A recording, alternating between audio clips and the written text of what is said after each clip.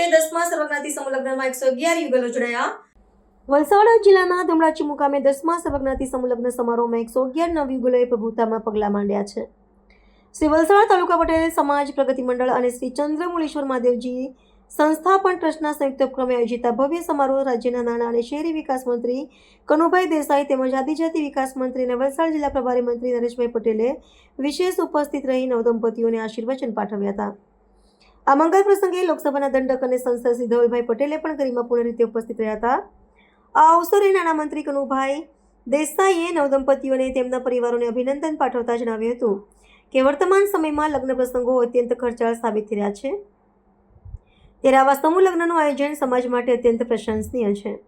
તેમણે ઉમેર્યું હતું કે આવા આયોજનથી નવયુગલો પર આર્થિક બોજ પડતો નથી અને તેઓ પોતાનું નવું જીવન સરળતાથી શરૂ કરી શકે છે। પ્રભારી મંત્રી નરેશભાઈ પટેલે પણ આશીર્વાદ પાઠવતા નવદંપતીઓને પરિવાર અને સમાજને સાથે લઈને ચાલવાની જવાબદારી અંગે માર્ગદર્શન પૂરું પાડ્યું હતું અને સાસરિયાઓને નવી વહુને દીકરી સમાન ગણીને સાચવવાનો અનુરોધ કર્યો હતો।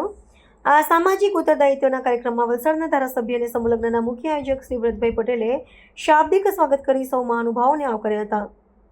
મંત્રીશ્રીઓએ આયોજકોને આ સમાજલક્ષી કાર્ય કરવા બદલ બિરદાવ્યા હતા। સંતો, સમાજ સેવકો અને બહોળી સંખ્યામાં ઉપસ્થિત આમંત્રિતોની સાક્ષીમાં યોજાયેલા આ સમૂહ લગ્નમાં સમાજમાં એક સકારાત્મક ઉદાહરણ પૂરું પાડી છે, જે આર્થિક કરકસર અને સામાજિક સમરસતાને પ્રોત્સાહન આપે છે।